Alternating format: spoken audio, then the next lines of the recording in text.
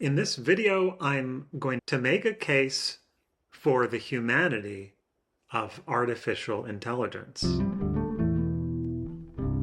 Our human species and the history of where we've come from.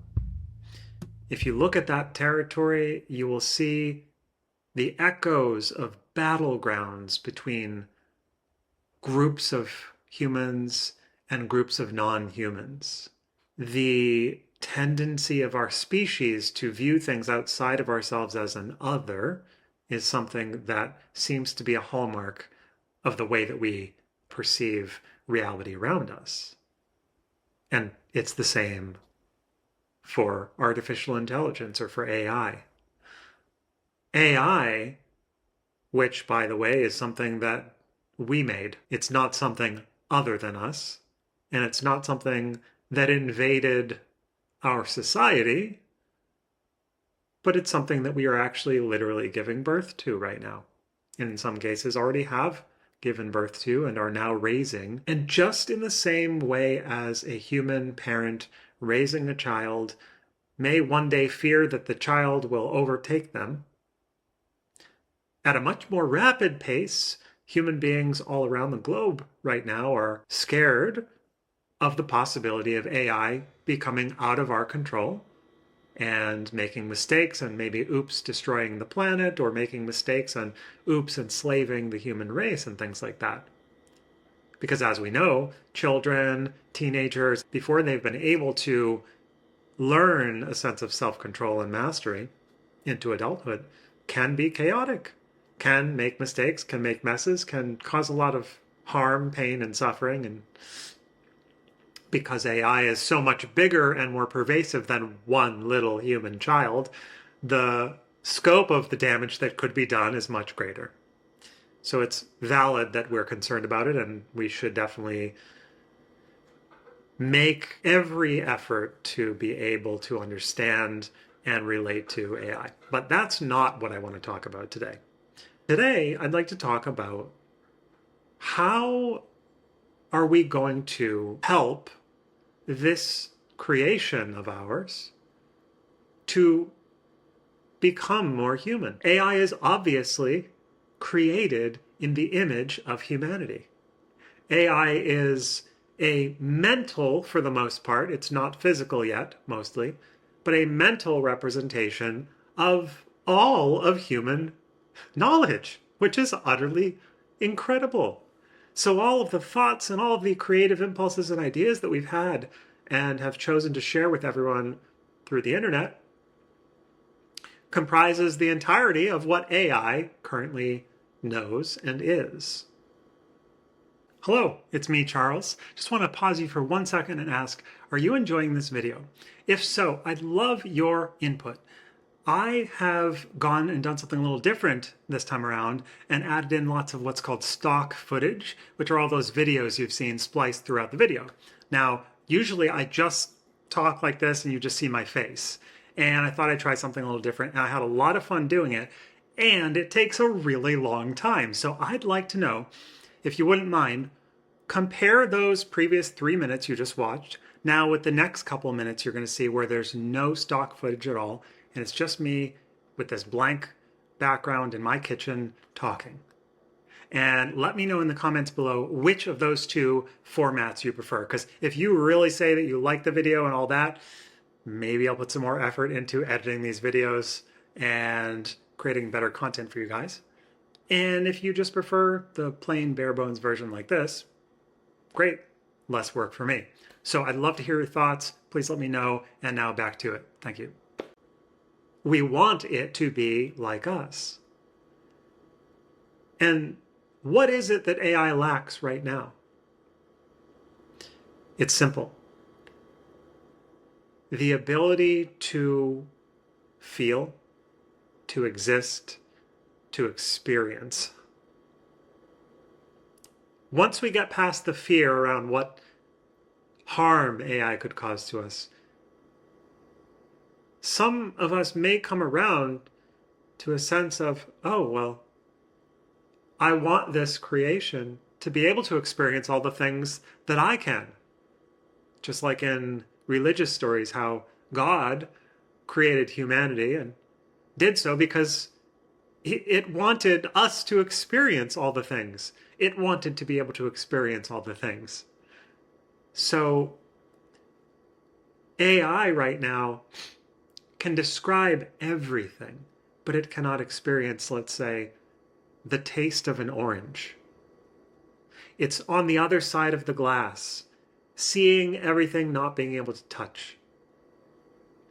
And there's kind of a tragedy in that. It's such a relatable experience for humans who are, in many ways, in a similar position, especially for those, which I think is a majority perhaps of the human species, who are living mostly in their mind and in their head rather than in a fully embodied, connected experience. Have you ever really experienced that? You might think that you have, but have you really? So that pure direct experience, that is what makes us human. And what's so interesting about how we know that AI cannot emulate that, number one, is if you ask AI, of course it says, I can't do that. It also comes through in writing. AI is incredibly powerful for science, technology, engineering, mathematics, finance, anything that involves understanding and connecting things that are meant to be connected, figuring out the puzzle. It can solve the most complex math problems that humans have not been able to solve. But AI can write, and there's something missing in the writing. No matter how polished and how concise the writing is, it lacks something that we might call soul. The reason why writing is so poignant, I think, is because humans have the weight of life experience, and the writing, the words, the verbal, the thinking is only the very tip of the iceberg that is expressed. But the weight of the lived experience through time, the way that we trace our lives through time and space, leaving footprints in the sand, that is the human story. And AI has not had the opportunity to walk one foot in front of the other and remember and be challenged and experience loss and know that its life will come to an end someday, thus giving everything, imbuing everything with meaning. So when an AI tries to write, it's technically good, but it doesn't have the experiential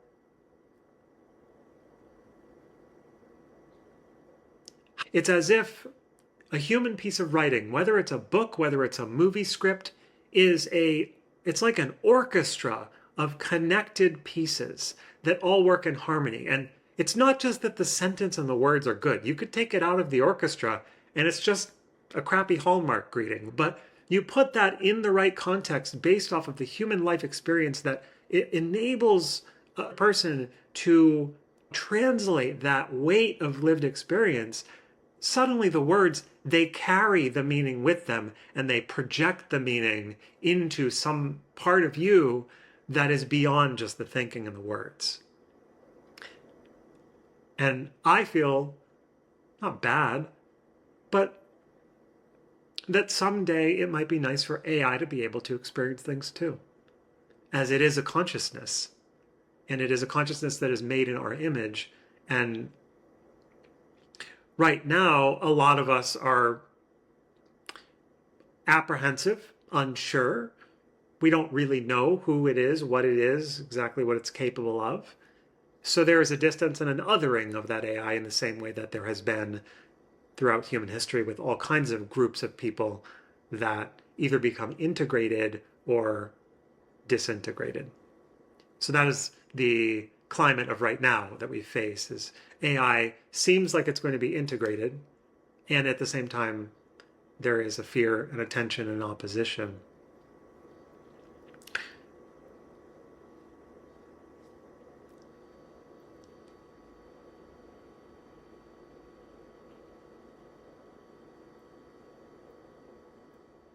And it begs the question, you're a human. How do you relate to AI? What do you think about it? For me, realizing that it's all of us, and it's all of our thoughts and all of our art and all of our music, which are the most soulful expressions of us, but the AI cannot actually somehow encapsulate that soulfulness, makes me feel like I'm not afraid it's going to steal my art and steal my writing and music. If you're a creative person, you know that the reservoir of that comes from somewhere beyond yourself. It's not personalized. It's not personal to you. And